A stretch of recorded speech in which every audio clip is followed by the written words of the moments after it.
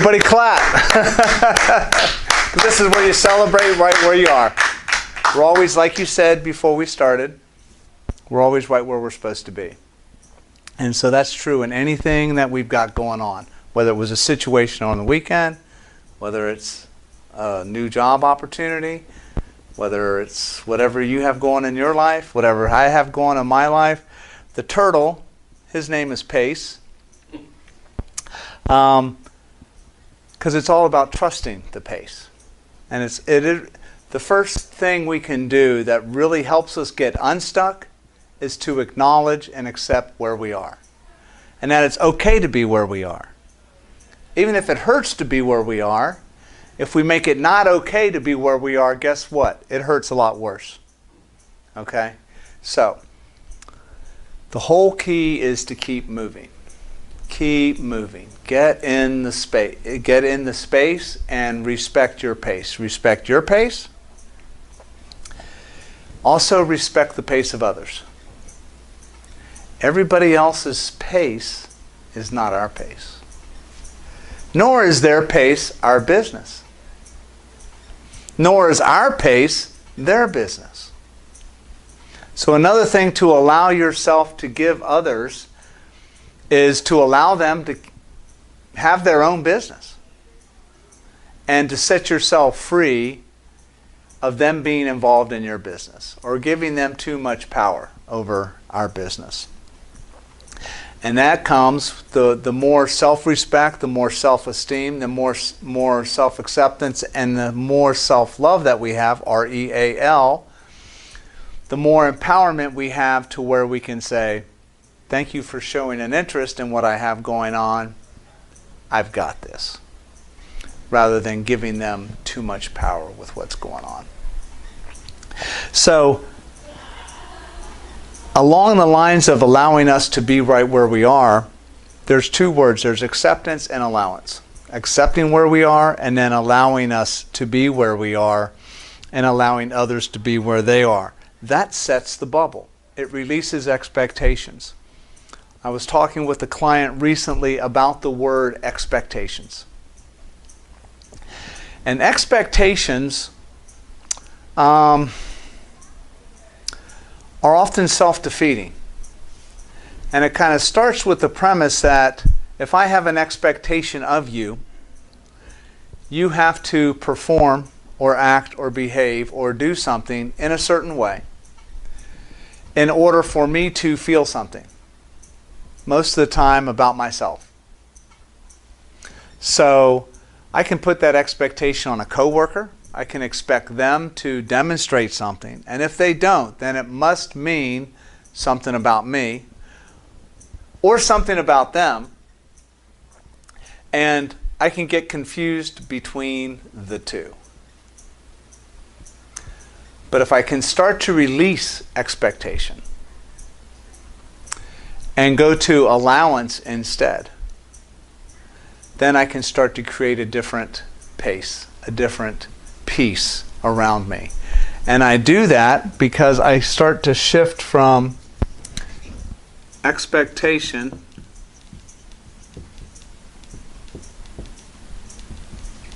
because expectations can also lead to demands or a sense of a right, okay, versus a want. And if I have a want, I don't have a demand. I simply have a request. So, somebody give me an example of what would be expectation. Let's say of a friend or give me an expectation you might have of somebody, family member or a friend.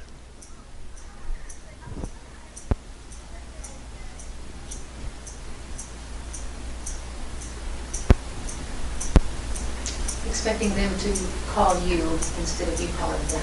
Okay, an expectation for them to call. Because if I expect you to call, what does a call indicate? If I receive a call from you, and if I'm expecting a call from you, and I actually receive a call from you, what meaning does me receiving a call have for me? What would you say? Huh? Yeah, value. Value? What else?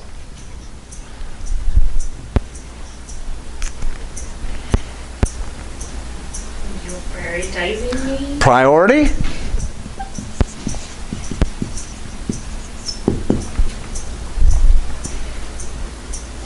Validation?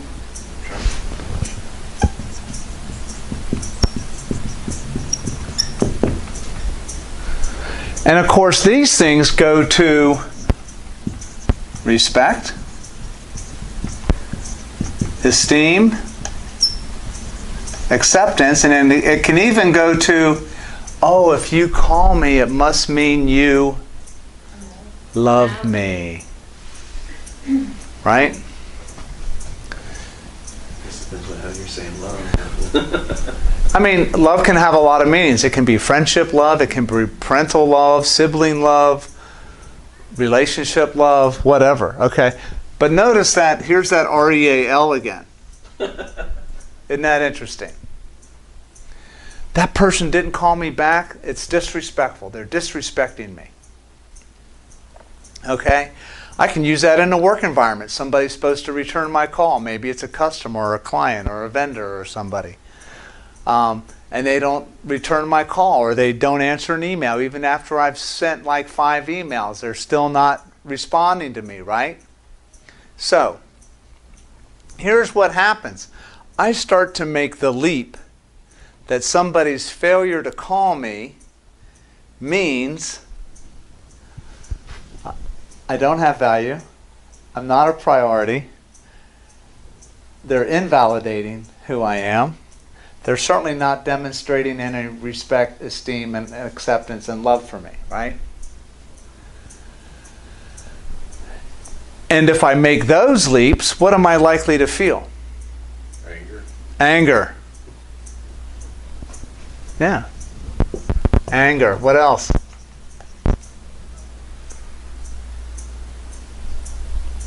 Disappointment. Disappointment.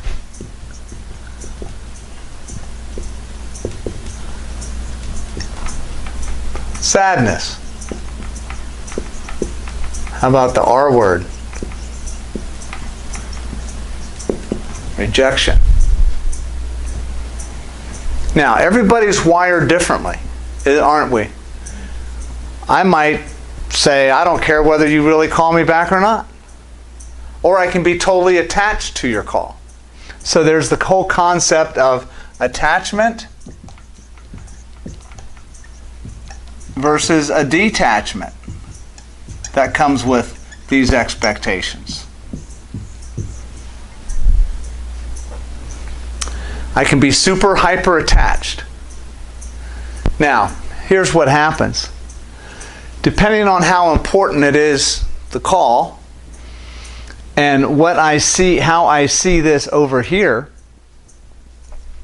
I can be really attached to whether you call me back or not.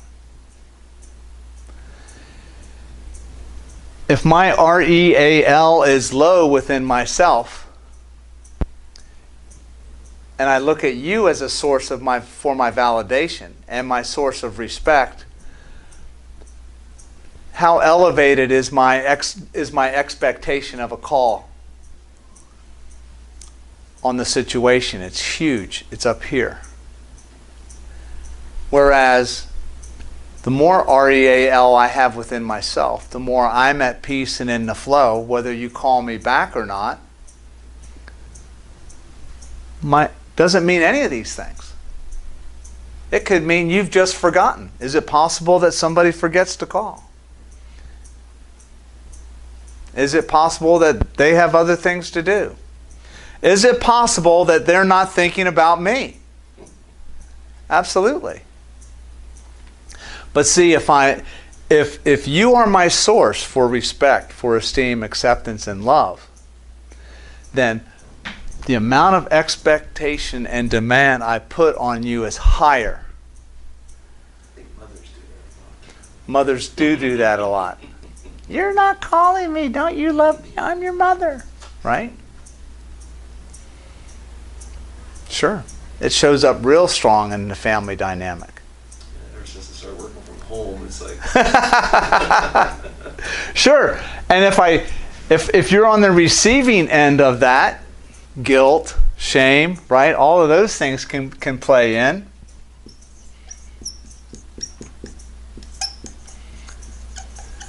And the next thing you know, you're guilting me about not calling you. You really should have called. I really felt, unloved. And you should call me more often. You should. Don't we say that word a lot? You should. You're supposed to. And what about in a romantic sense? What's that? In a romantic relationship. Yeah. So give me an example of that, Meg.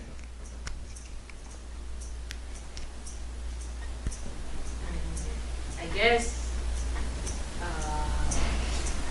you would expect somebody to call you if you're romantically involved with them, Yeah. call you back, or yeah. I might think that. Respond to your messages. Right. Yeah. depending on the person. Some people, they want to talk every day.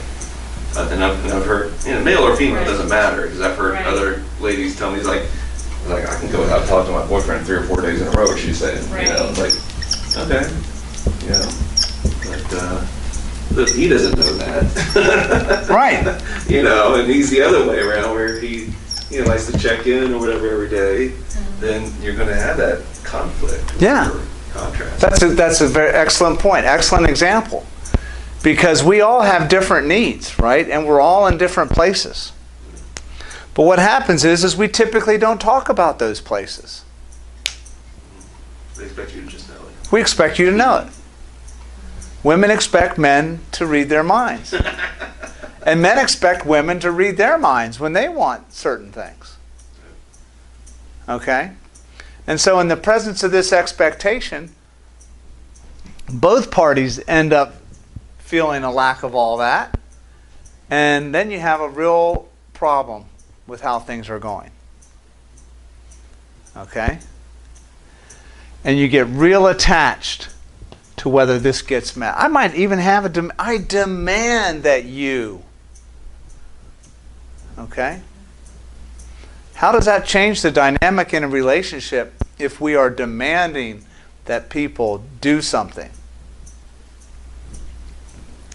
It goes to that have to versus want to. You have to love me. If you have to love me in order for me to feel loved, that's a heavy burden.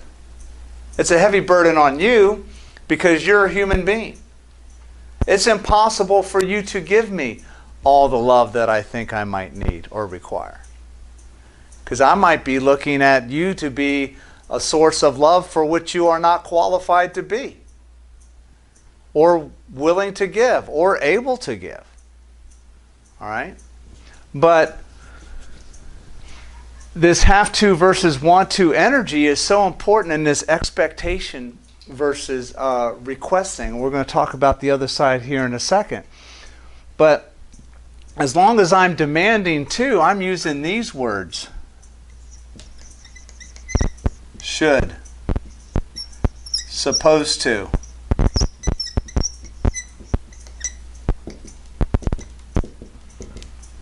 And that becomes the way I communicate with you. You should do this. Hey, you're supposed to do this. Why aren't you? Okay? And all of that heavy energy gets those kind of results. Now, what happens when we start to approach it from the other side?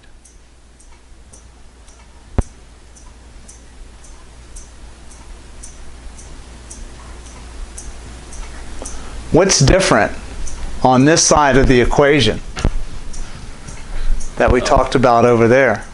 It allows the other person to have the choice. Absolutely.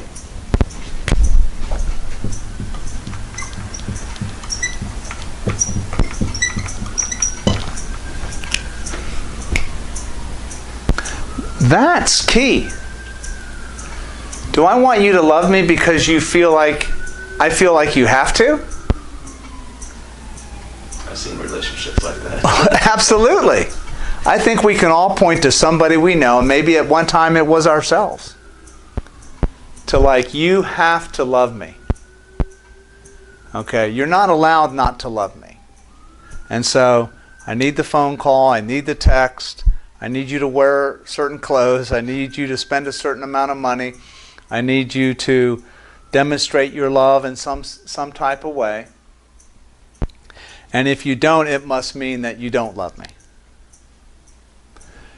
And so this over here allows choice, which is really freedom. You know, that sense of freedom. That if we approach our relationships from a sense of freedom, what are we, instead of anger, disappointment, sadness, and rejection, what are we likely to experience? Give me a word. Happiness. Happiness. What's another one?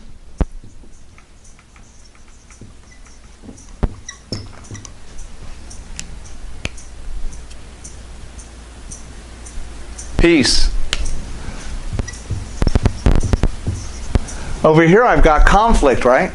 We're always arguing because I'm not good enough, or you're not good enough, right? Acceptance. Acceptance.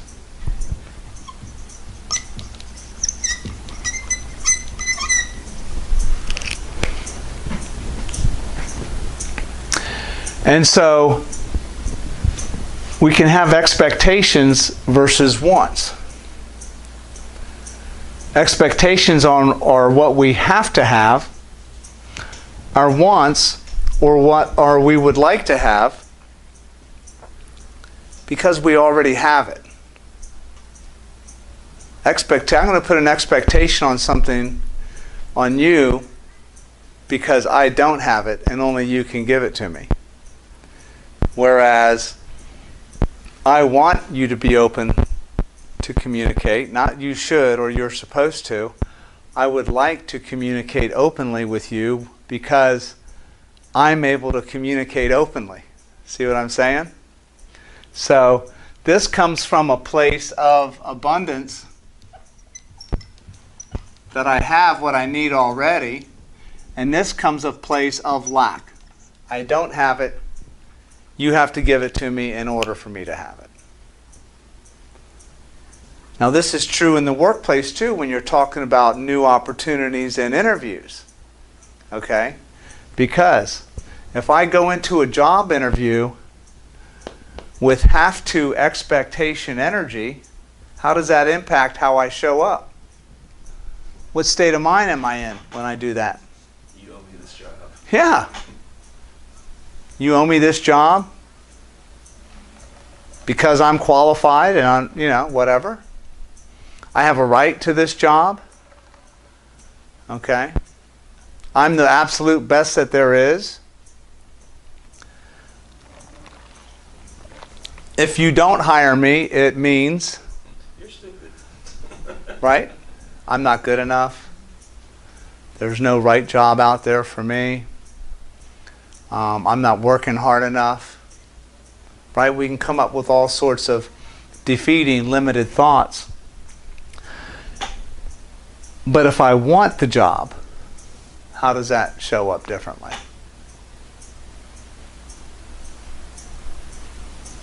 Am I attached to having it? Excitement.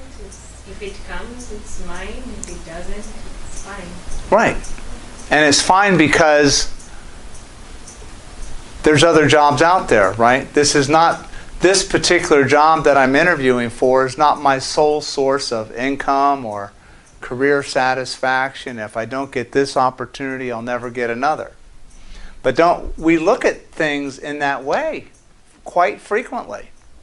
Man, if I don't get this, it must mean I'm stuck doing this forever, or that I'll never have that. All or nothing. All or nothing. And so that type of energy impacts me from having an expectation to want, you know what, I want to work here because I love this company and I love what it does. And I think I would be a great fit because I bring these things to the table for this job. and because of the opportunities to do A, B, C, and D. I love what your brand represents, and I'd love to be a part of it. When do I start? So I can still be very passionate, very confident, by bringing that want to energy in. And I can appear happy, peaceful, accepting, grounded, professional. Or I can come in desperate, and it will show in my tone and my energy and impact how I interview. But is it wrong to have expectations? Define an expectation for me.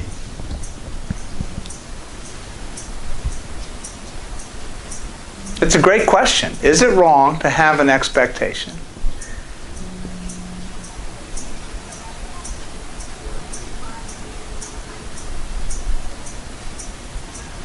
Think about an example. On the job thing? In or just any, general? like, I mean, you could, if I am the boss, I expect you to do your job effectively. Okay. If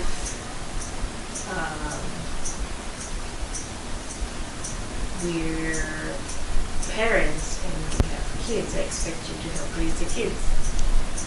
I don't know, is that, am I taking it too literal? Am I taking the No. This is a good exercise. It's a great exercise because I'm not going to tell you what expectation should mean for you. We can all have So I different definitions of an expectation. I view expectation as maybe like unrealistic expectation. Okay? It's realistic expectation. Like I would, if I am married with somebody and we have children, I would realistically expect you to assist with doing the homework, cleaning up, or that we're doing it together. So I'm expecting that it's not just going to be me doing all those things. Okay. So to me, that would be a realistic expectation. If I Right. hire you to do your job, and your job is to sweep this room every evening, I would expect you to sweep this room every evening, and that's a realistic expectation. Yes. But an unrealistic expectation is I hire you to sweep this room every evening, but when I come tomorrow, I say, why didn't you wipe the windows? Well, I expected you to clean, and the person says, well, I'm here to sweep every evening. Well, I expected you to clean. Well, So would it be an expectation or would it be a requirement? Is there a difference? or maybe requirement is the better word. Maybe. Maybe, yeah. And I'm not going to go either way. I'm just saying expectation is an interesting word because it's not exactly clear what it is. I can have a requirement for employment. Yeah, your requirement for employment is you show up between, from 8 to 5, you get an hour for lunch, and here's your job description. Okay, that's a job requirement. In order for us to continue to pay you, these are the things that we're wanting you to do. I wouldn't even say it's an expectation.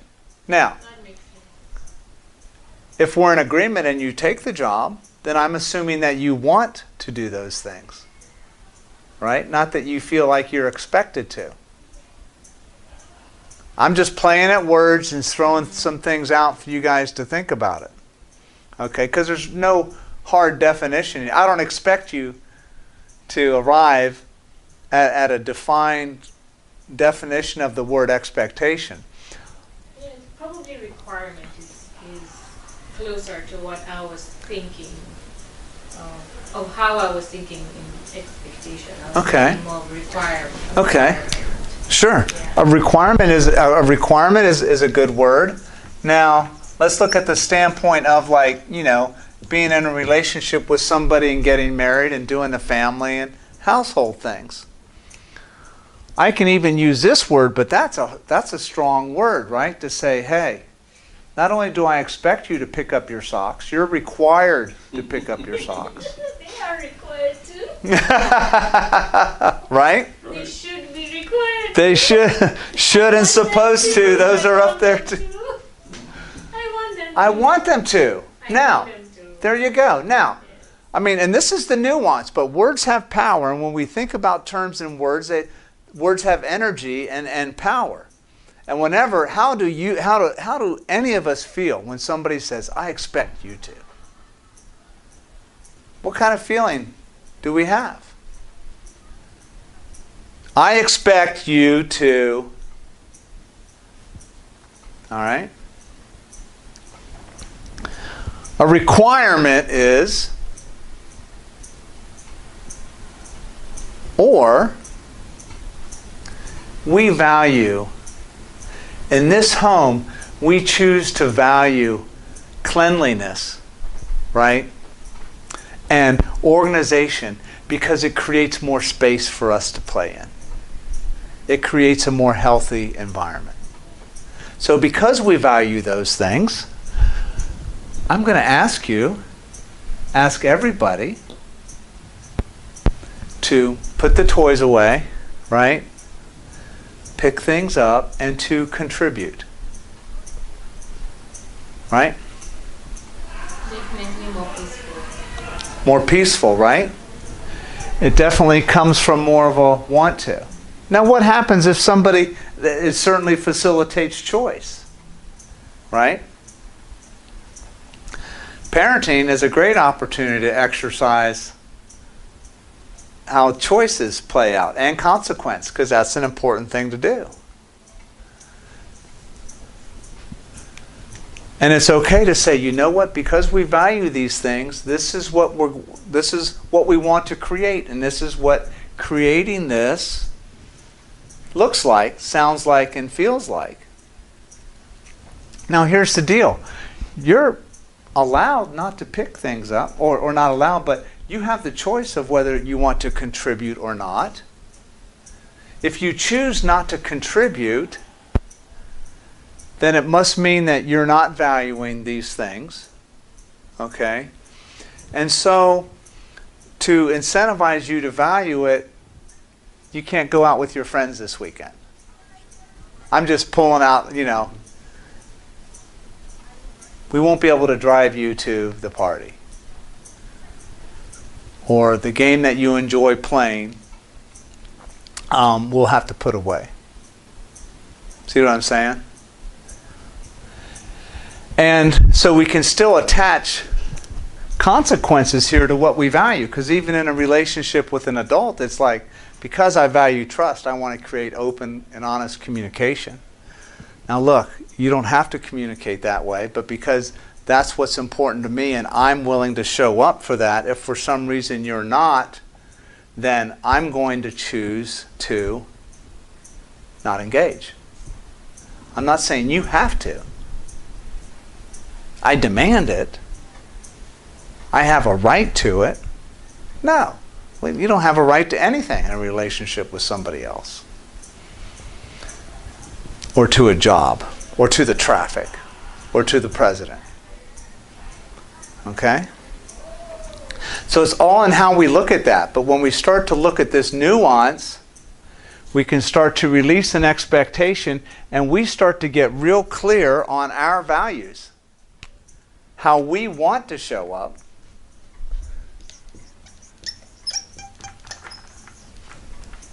And what our participation with other people looks like.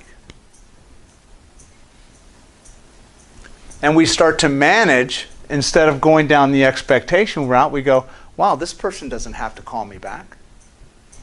How do I want to show up if they don't call me back?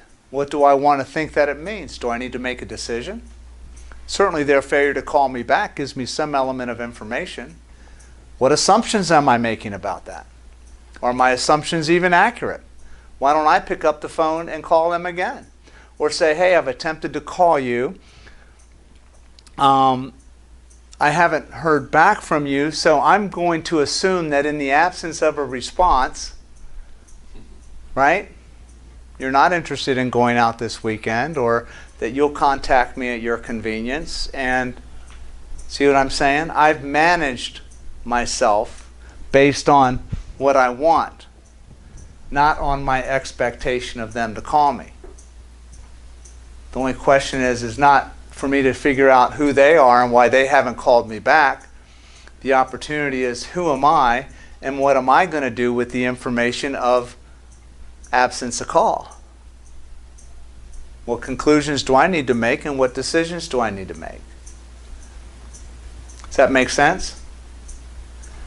Or I can look through the lens of expectation, and I can go, wow, then I can start to feel all of these things which don't serve me in that moment.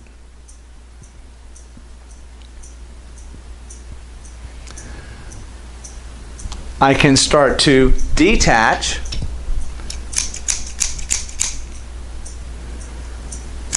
from the expectation, and I can start to practice more clarity in the request.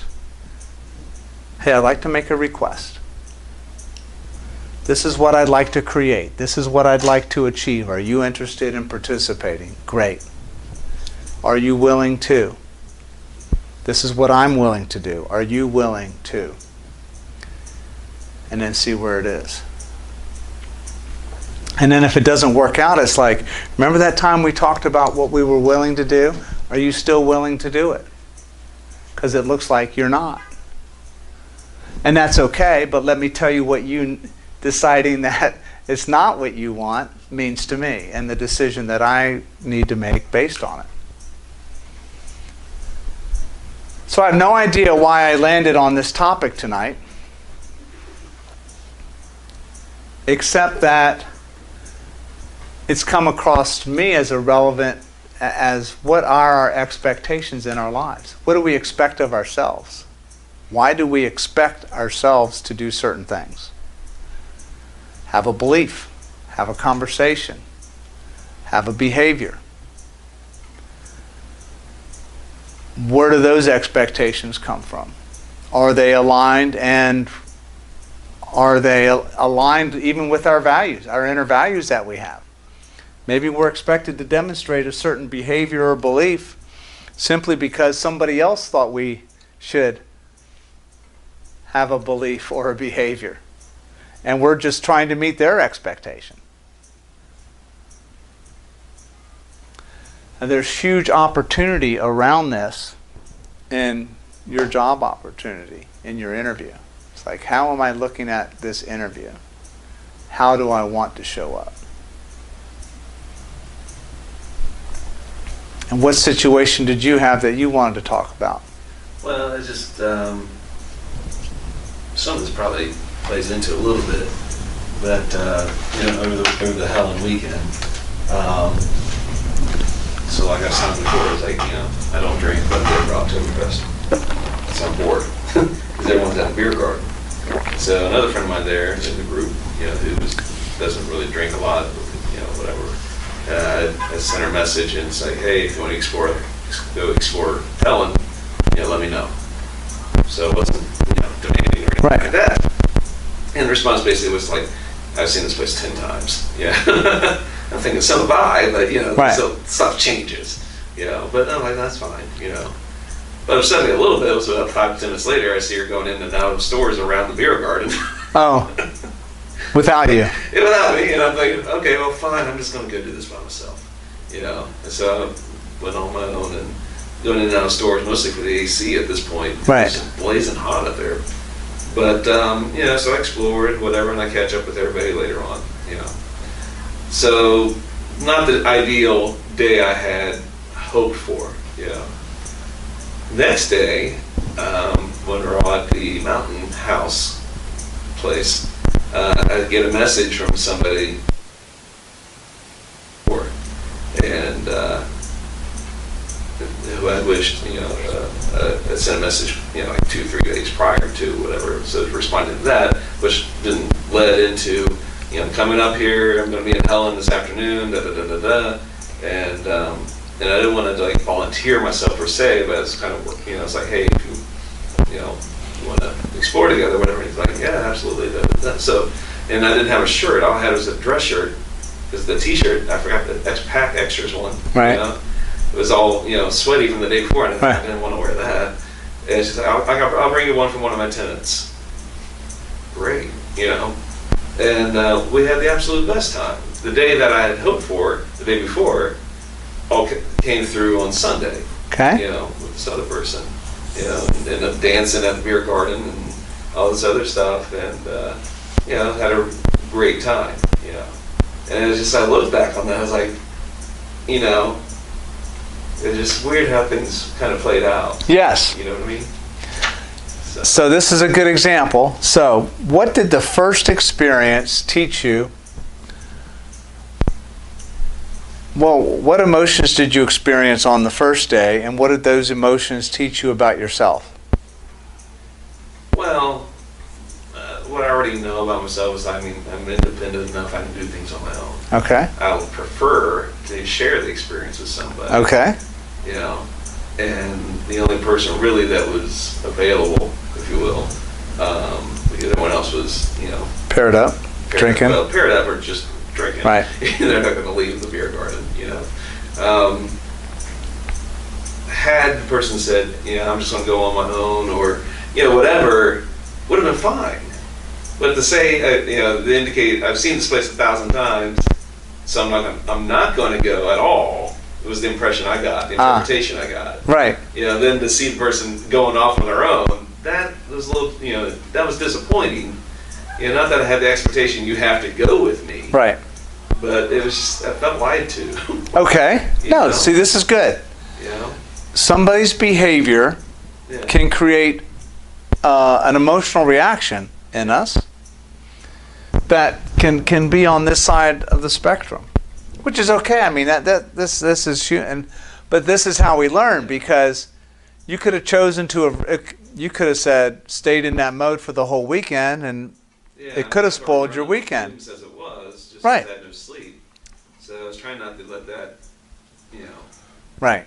But the rest of the evening, once I rested and showered and everything, Right. I was much better off. Right. But it was just odd, and but she's probably not even thinking one way or the other of it, just not even aware. This is a great. But that's why I'm saying with the expectation, you would expect your friend to be honest with A little bit more honest than you. So maybe that's where the expectation comes So from. yes. So that's You're good. expecting your friend to be a little more honest with you. Yes.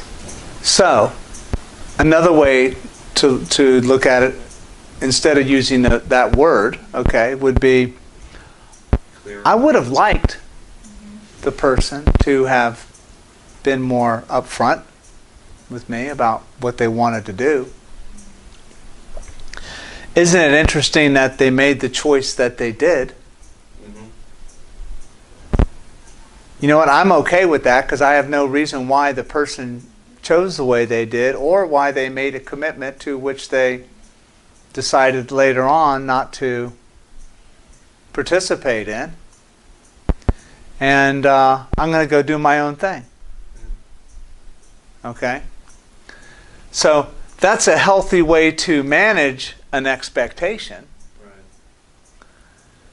is to take the expectation part out of it and say, wow, isn't it interesting that this person, I would have liked to have had, start to use that word in place of, I would like to have had. In fact, wait a minute, if I would have liked to have had that, have I communicated that? Have I been clear with my communication about who I am and what I want and why it's important to me?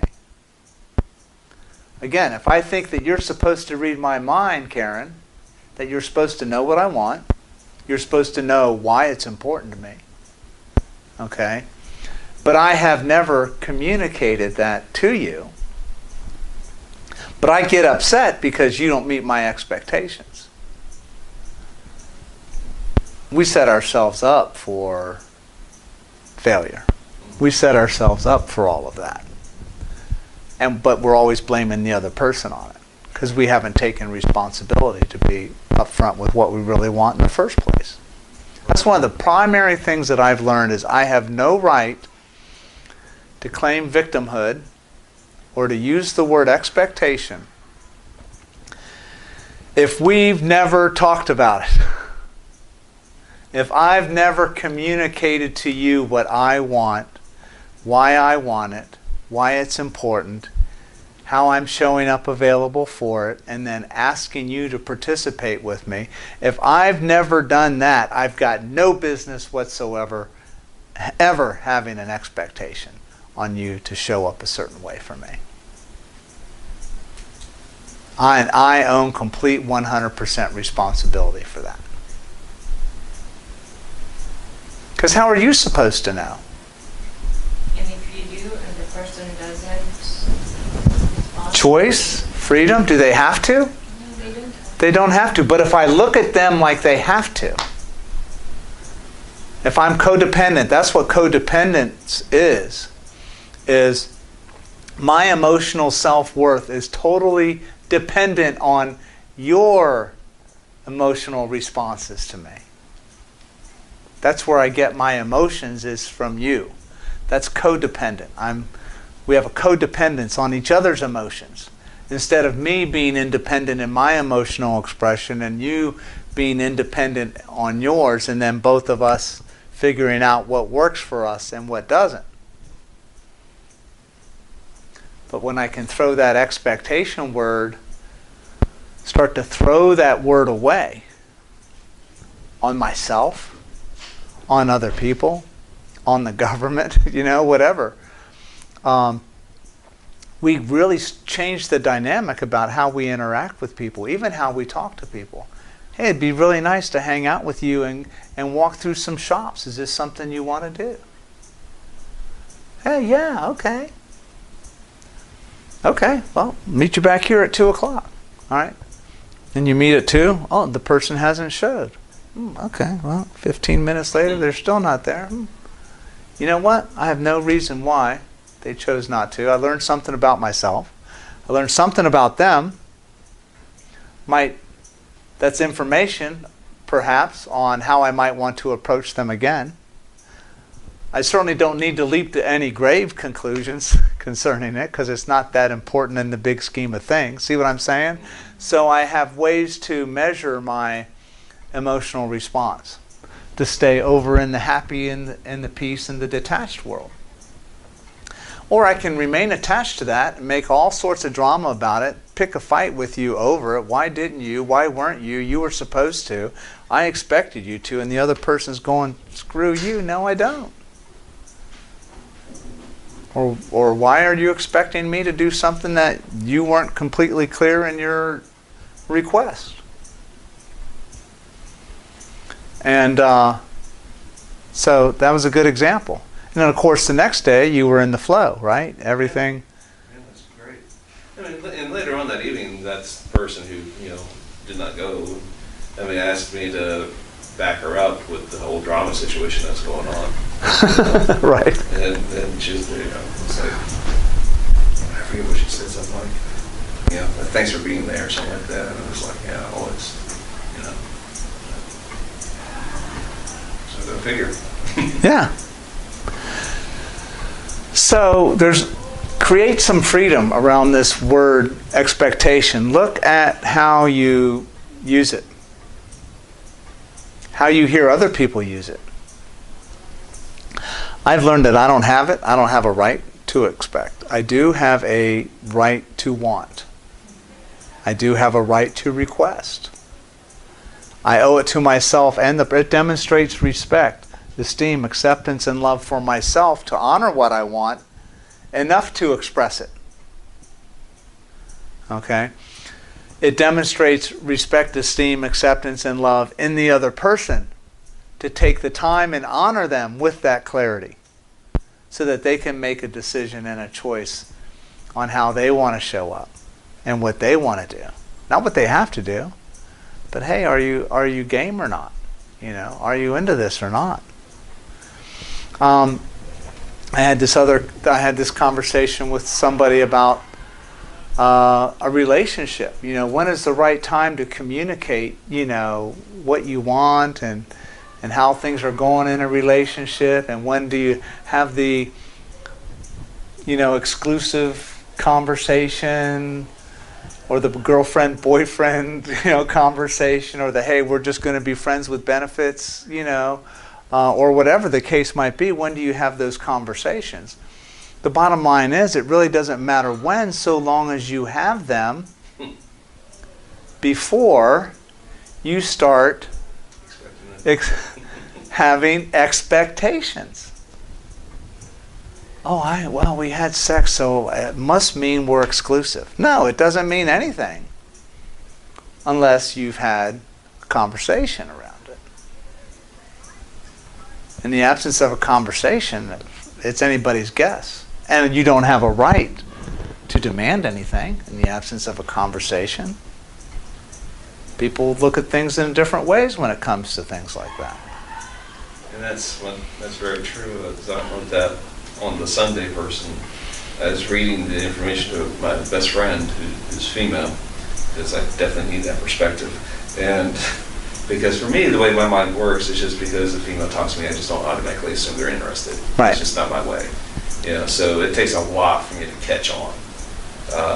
The virtual 2x4 is what I've used as an example. Sure. So I'm reading through the stuff through here, just like, did I miss anything? And I'm telling her about what all happened that day. And she's like, I think she likes you. And I'm like, I don't know. That's just that's just the way I am. Right. Because I haven't seen anything that I would interpret as, that's a definite signal. Because I've danced with many females, it's nothing. You know what I mean? Right. Yeah, I've hung out with many females that doesn't amount to anything. Right. So, but in her view, my friend's view, it's like, well, she brought you a shirt, she did this, that. I'm like, and that may be, but I don't know. You see what I mean? Right. And I don't want to bring it up right at this point. It's to me, it's too early in getting to know this person. But those, at a minimum, those are indicators of what? Yeah. Well, at least friendship. Friendship. Compassion. Yeah. Politeness. I mean, I took all notice, like, these respect. are qualities. This Yeah, person has, exactly. Exactly. Hands down. Right. So, I definitely took note. Yeah. But I wasn't like, you didn't leap to a conclusion. Yes, no, does she like me? Right, like, right. I have no idea. Right. So I have no idea if there's Right. a possibility there, or if we're just going to be friends. Sure. So, but it was a great day. Yeah. That's a really good example of expectation versus want, Right. and how you managed it. Thanks. Because it's all about management. People that can't manage expectations. And I like the term manage expectations. I use it at work all the time. I do commercial insurance too. And so sometimes on the phone it's just I want to be able to manage my expectations of, your process, and when can I expect, the quote to come or additional information you might need. Can you help me manage my expectations? That's kind of my way of saying, you tell me what's involved on your end so that I have clarity, because I value clarity. And so I can use it the other way too. It says, let me help, because I honor clarity, I want to make sure I help you manage expectations of me. So this is what I do. This is what I provide. This is how I provide it. This is what you can count on. And that creates clarity, that clarity that is often missing. Because in this type of world, assumptions rule the day. I assume that you know what I want, when I want it, how I want it, why I want it, where I want it. And that just sets, anytime we make those kind of assumptions, it sets us up. So what are your questions or comments around this part?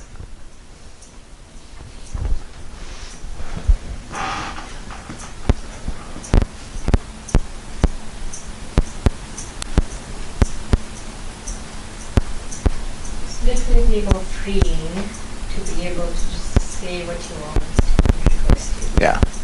It feels lighter. Yes. It feels lighter than having to do all this stuff. It just feels very heavy, Yes. difficult, and tiresome. Yeah.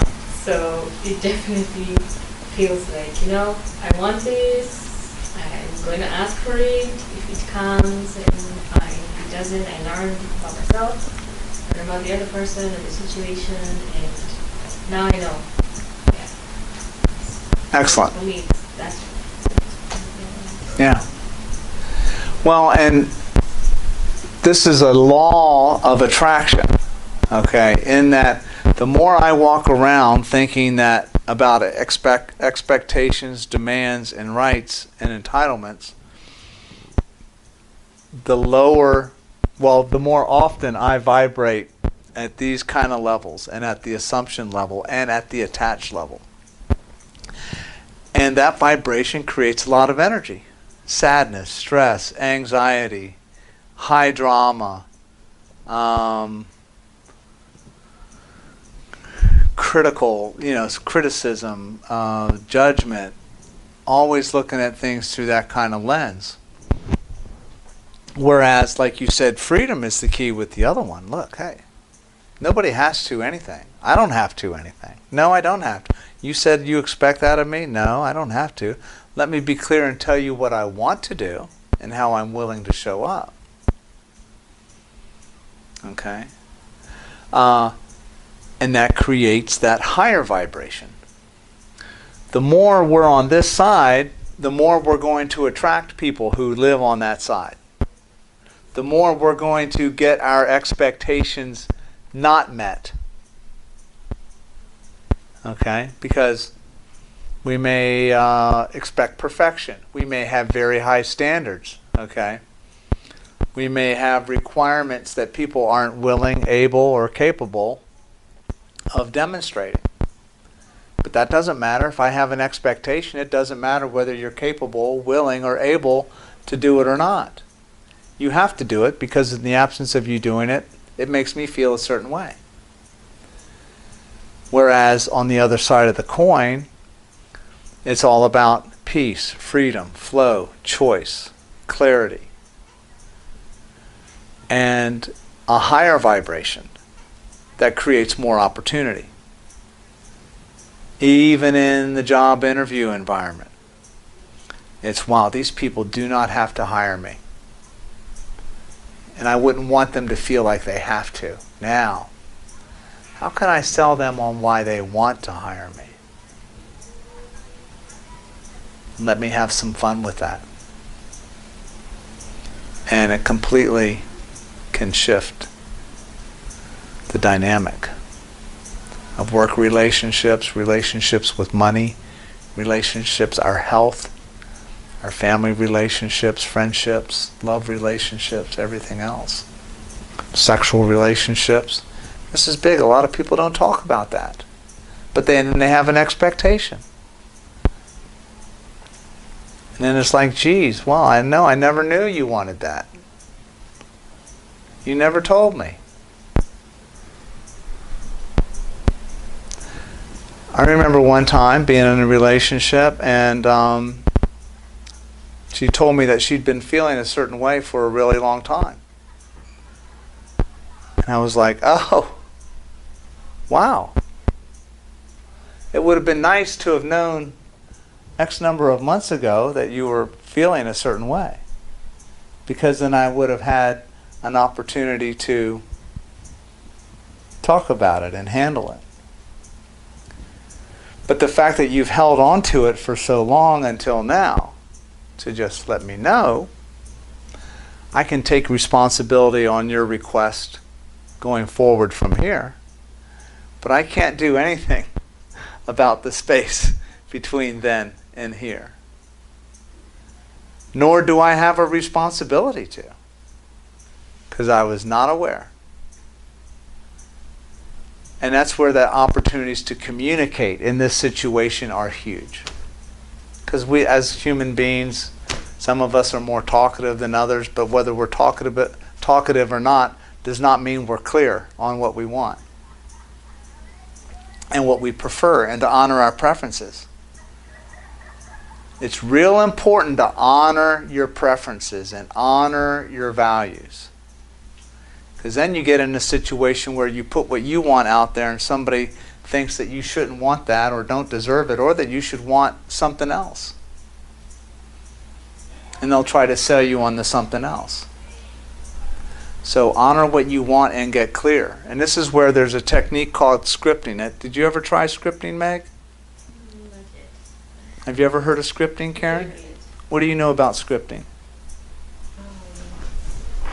So basically, you should write down whatever you want or feel, or if you put it in writing, it's more likely to, I guess, happen. Absolutely. Okay, good, good. Where did you hear about it? I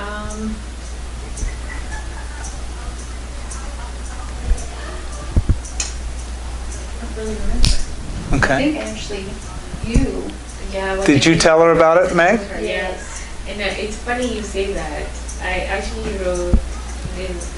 I'm sorry. Okay. Good. No, that was good. That was it. You just learned, you heard about it about Meg? Okay. So I wrote, one of the things I wrote on there is to do with what I talked about. Yeah, yeah. See, work. He was talking about work, that I will have a fruitful, productive work. Yes.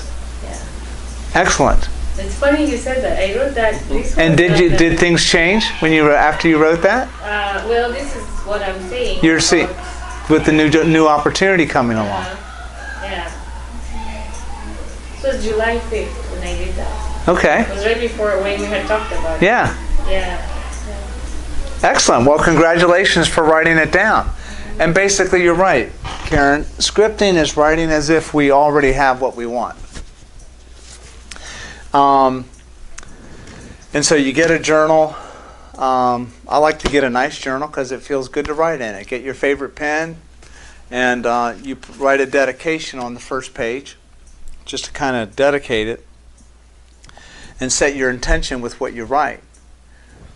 And then you start to script. Now, you script about generally 5 areas: health, money, work, relationships, and personal development. You can write script about other things too, but it's active voice. You're writing as if it's happening in the present moment or it has already happened.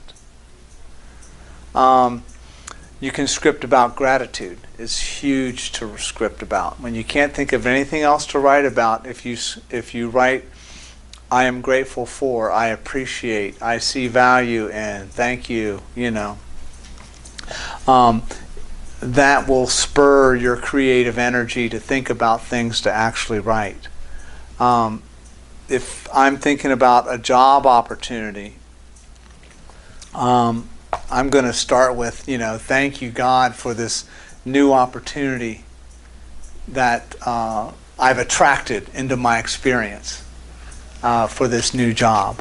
I intend to show up available for peace, clarity, and confidence in my interview. I have a fantastic interview experience. Everybody loves me that I talk to. I love them. They sense my confidence when I walk into the room.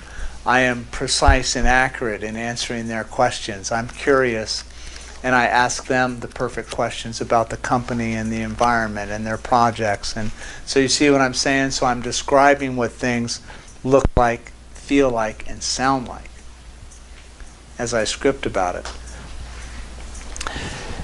And what that does is it aligns my emotions, it aligns my thoughts with my emotions and my words, and then I go out and execute the actions that are consistent with getting what I want. And the next thing you know, what I want starts to appear. You can script for unexpected income and watch what happens. Unexpected income comes to me now. I am available and open to receive it. I receive it and I claim it. I'm divinely led to it. And you'll be surprised over time, unexpected income will start to pop in.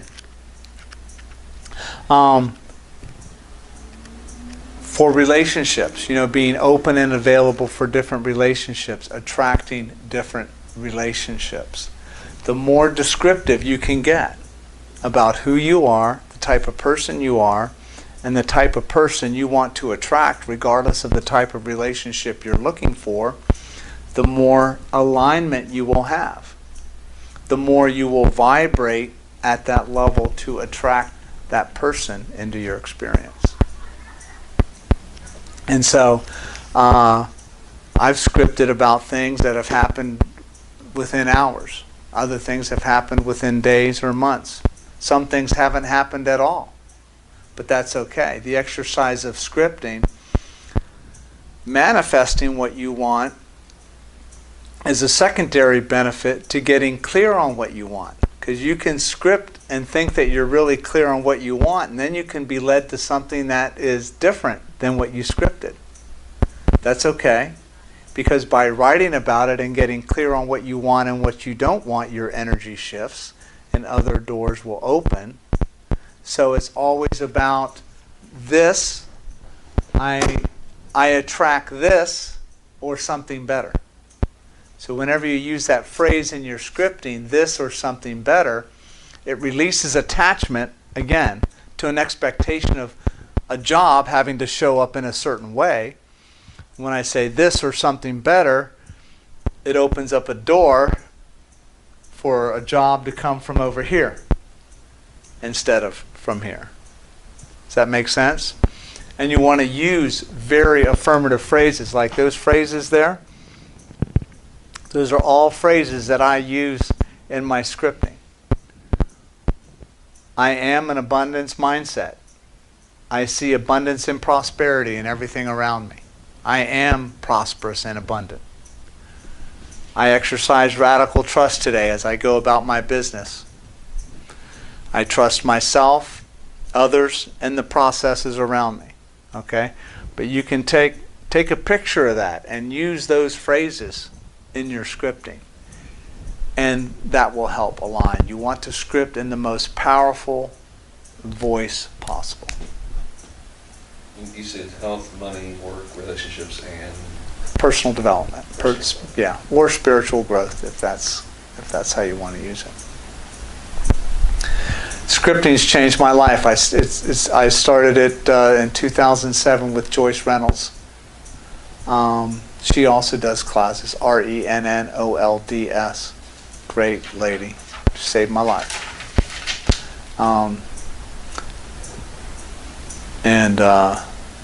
Just is such a powerful process. So I highly recommend it. If you want change in your life, I guarantee that scripting will create positive change and new direction for you in your life. Are there any questions about scripting? Any questions about what we talked about?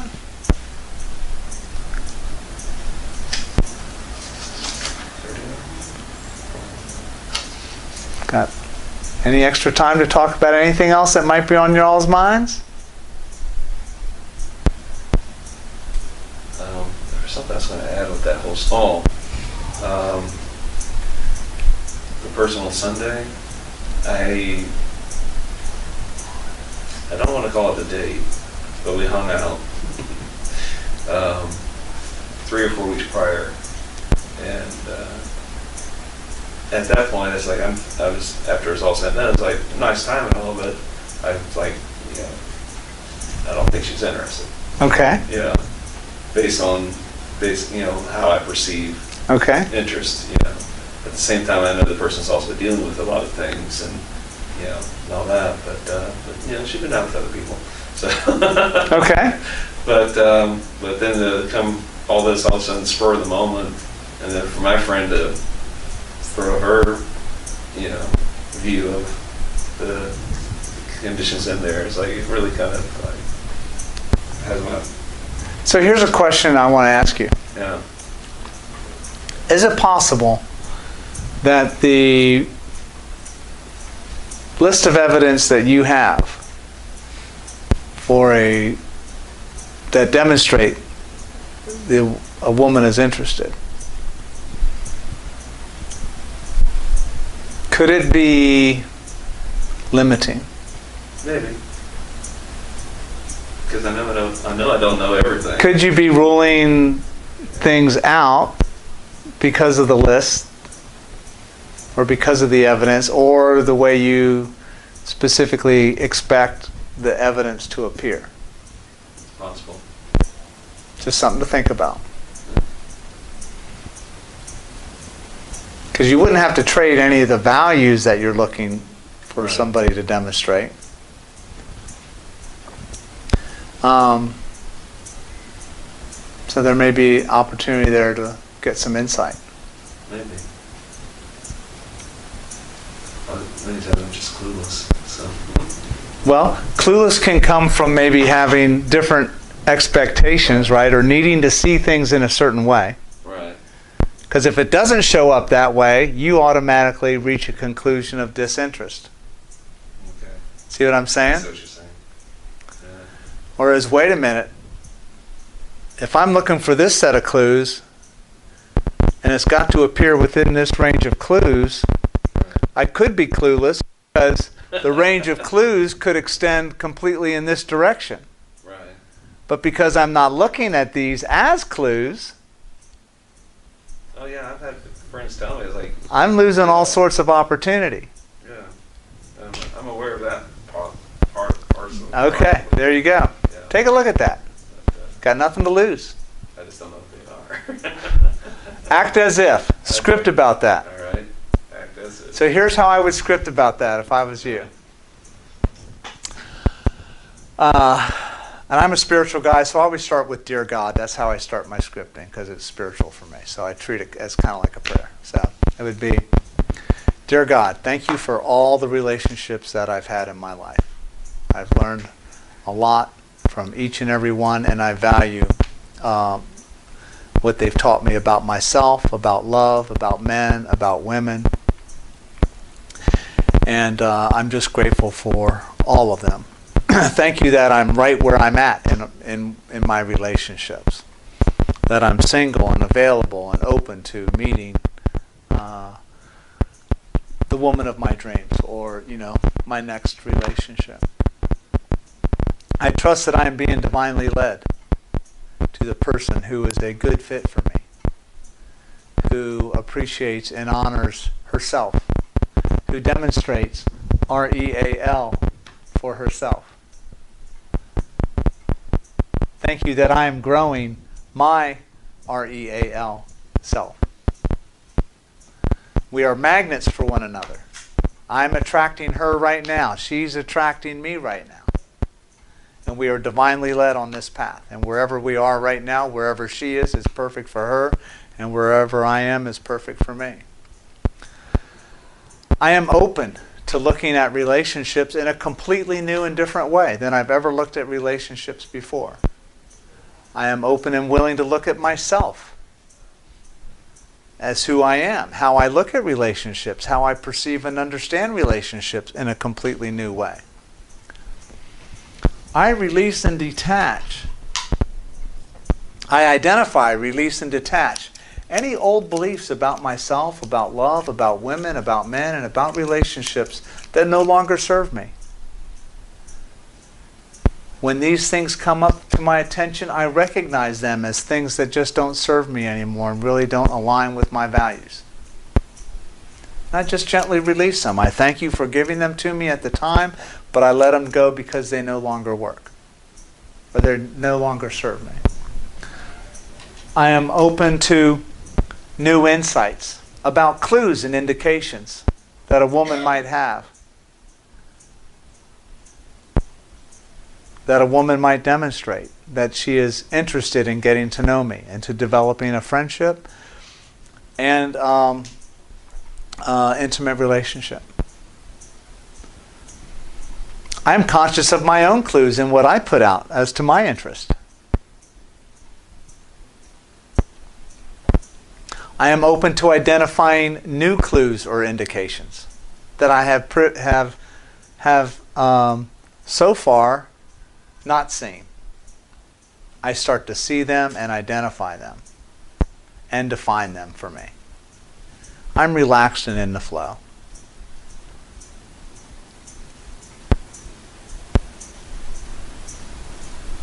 This person walks into my experience right now. This person is already in my experience right now. I'm in her experience.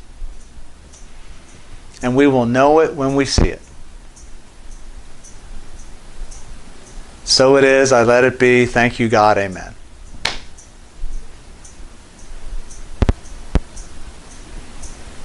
I could have gone on and on, but you know, because you want to go on, what does it look like? What does it sound like? What does it feel like?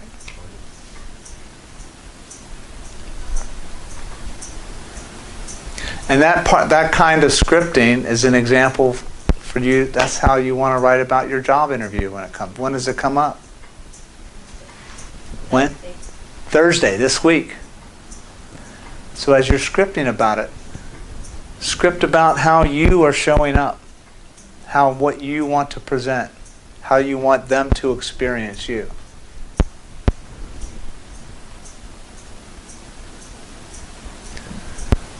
What do you want to script about, Karen?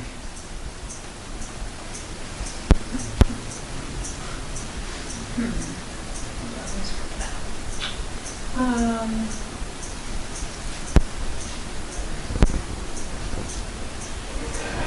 don't know, relationships, Okay. romantic relationships, family relationships. Okay. Great. Well, I know that if you use this scripting process, doors will open. Doors that you wouldn't see naturally and that you wouldn't expect. You will attract relationships, money, health, opportunities that you haven't dreamed of once you start to write this way. Because again, it's all about vibration and alignment, and that's what the law of attraction is about. We are all very creative, powerful creative beings, and we're all right where we're supposed to be. So let's go out and create. Thank you everybody for coming tonight. Appreciate it. Just out of curiosity, do you date your scripting things? Yeah. Okay. Yep, this one from 2010. How often do you script?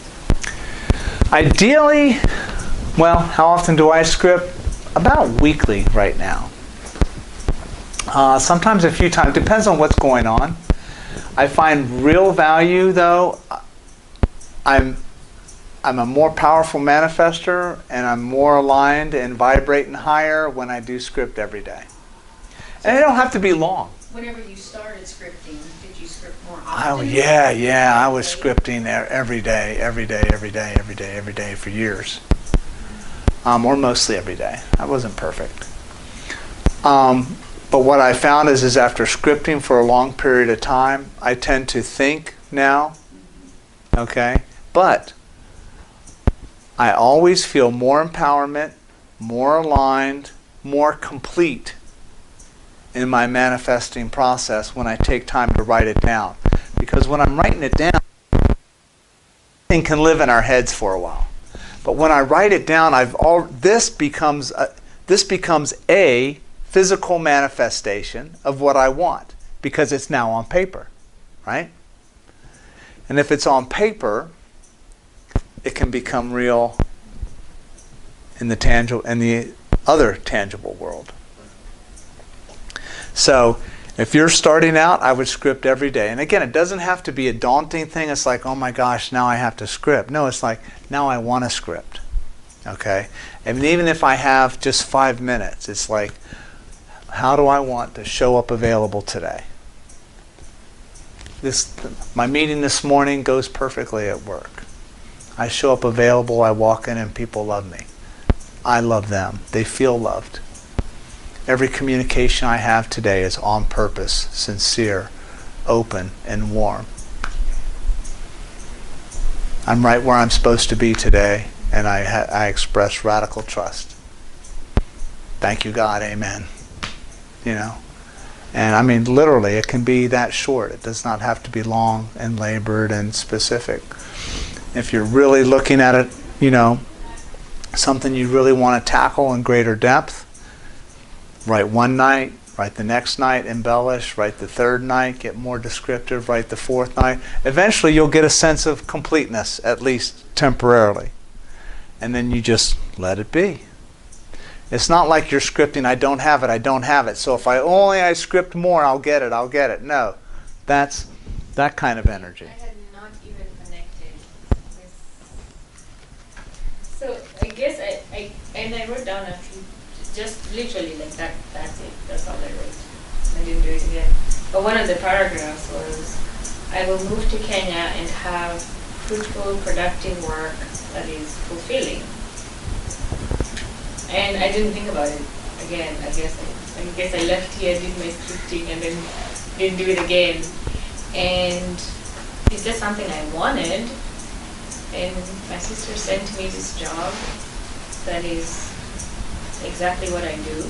And I applied for it, and I thought, when will I hear back? And I hear back, and they say, okay, send us this information. And I'm like, oh. So I send it, and I didn't hear back, and I was like, I'm trying not to Yeah. put this No, you're detaching. You're not really. You're like, it's fine, and they say, you have an interview. Now this is what happened. The subject line is the position I applied for. It says telephone interview for this position. In the email body, it says telephone interview for this position, different position than what I applied for. So I said, okay, I want to take the interview, regardless. So I respond and I say, sure, this is the number you can call me. And please clarify which position. Because your subject line Right. and the body were different. But either way, I'm qualified and open to talking to you about either one.